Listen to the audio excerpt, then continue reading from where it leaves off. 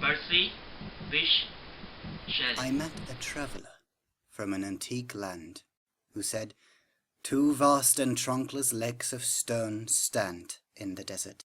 Near them on the sand, half sunk a shattered visage lies, whose frown and wrinkled sneer of cold command tell that its sculptor well those passions read, which yet survive, stamped on these lifeless things. The hand that mocked them, and the heart that fed." They were very about the spirit and the feeling that life gave them, and he expanded that upon vegetarianism and nonviolence protesting, and he was just a very carefree living guy who had a lot of thoughts.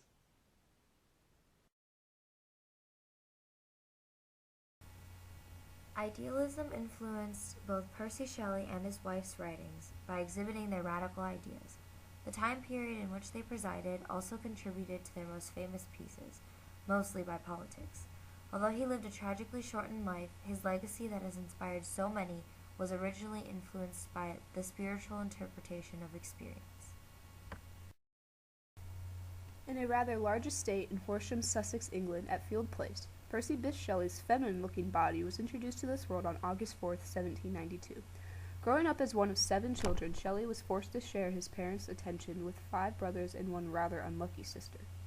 After a rebellious childhood of being the odd child, Percy attended Oxford, but only for a short period. Throughout both grade school and college, Shelley wrote numerous pamphlets that disregarded societal views about religion. Most notable was The Necessity of Atheism, which was responsible for his expulsion from Oxford. So it's really interesting because he had this huge life set up for him. He was supposed to inherit his grandfather's big estate and had a line for Parliament, but then he went to Oxford, and he started writing these pamphlets, and he eventually got kicked out, especially for this one called Necessity of Atheism, which was against everything his family was about. So his father denounced him. He was like, "Well, Daddy, I could become a Christian, but that's everything I ever believed, so he didn't." So after he got denounced by his father, he eloped to Scotland with the 16-year-old named Harriet, and they had fun for a little bit. He loved love. He loved love. He was a free-loving guy. But then he started going to England to work with this guy named William Godwin, and then he met his daughter, which was Mary Wollstonecraft, and he's like, "Oh, well, I can just have more love." So he had Harriet, and he also had Mary, and then Harriet decided to kill herself. I don't know why. She just committed suicide. I mean, I don't know. And then he married Mary. But it's like, there's this one time, they both had babies 4 months apart, and I don't know what that was about.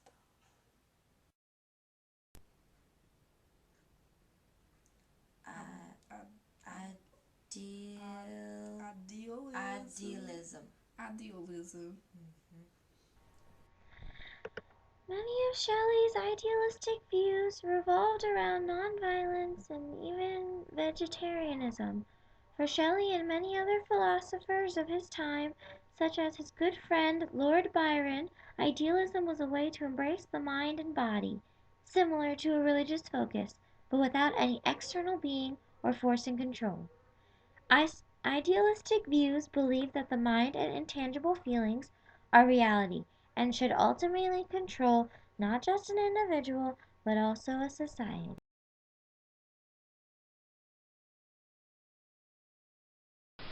Queen Mab. Shelley believed poetry could make people better and thought an optimistic approach would affect his readers sensually, spiritually, and morally. Queen Mab was Shelley's first work influenced by his abstract ideas. Pirated into 12 different versions, his piece gained much popularity as a mock fairy tale satirizing society's need for attention and perfection. The lengthy poem focuses on a fairy who lives in a future utopia, attempting to understand the cruel lifestyles of present-day 19th century. The spiritual and political aspects are both covered in this poem and influenced many writers. For example, Queen Mab is mentioned in Shakespeare's Romeo and Juliet in a detailed fashion and commonly cited by historians. Vegetarianism. Unlike today, the idea of vegetarianism and a non-violent lifestyle was greatly looked down upon in the 1800s. However, vegetarianism and non-violence lined up perfectly with the ideals, of idealism. Referred to as romantic vegetarians by some historians, this act gave them a sense of purpose as well as a lot of ridicule. Shelley had lived in a time period that was full of tyranny and unexplainable control. Because of this strangled society, idealism and all of its additional acts were able to grow as an accepted philosophy.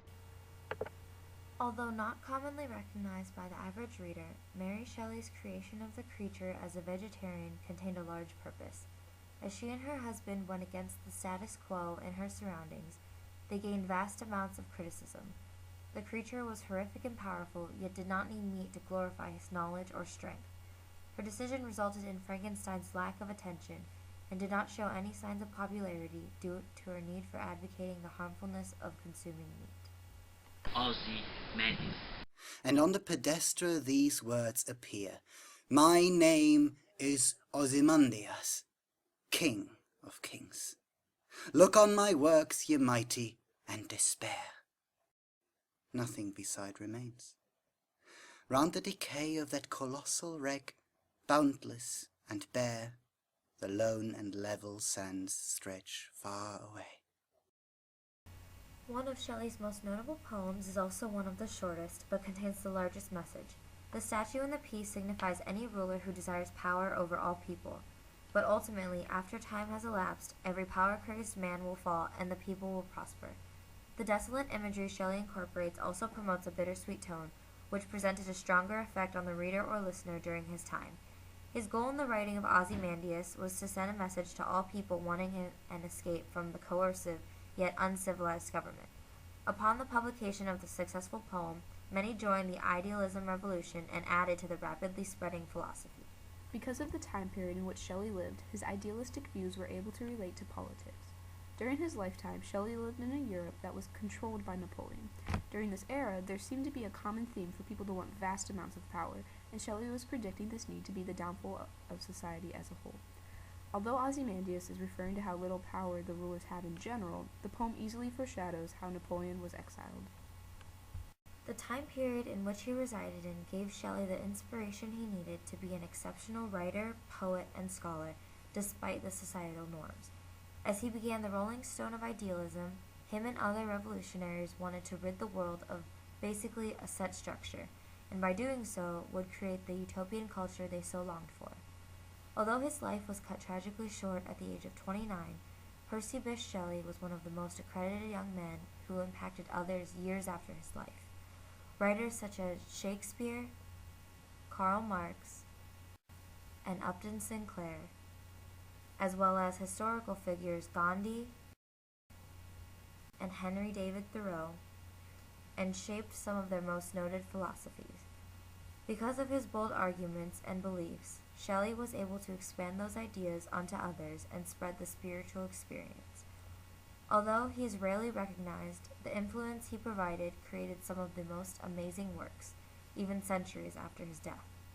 In conclusion, Percy Bysshe Shelley is the philosopher for our philosophers.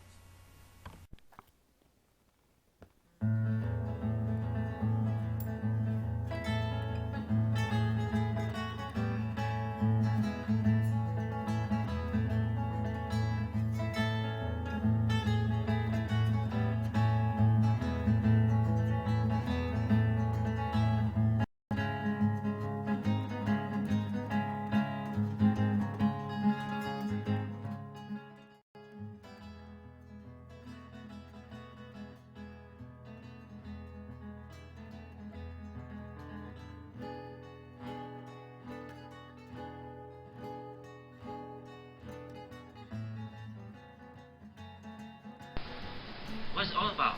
It's Queen for our Mab? project. Queen Mab Queen Mab. with a B. Okay, do I smile? Mhm. Cô cổ đó, vô, phải xuống. Cái, phải. Look. Good, good. Right. Poetry.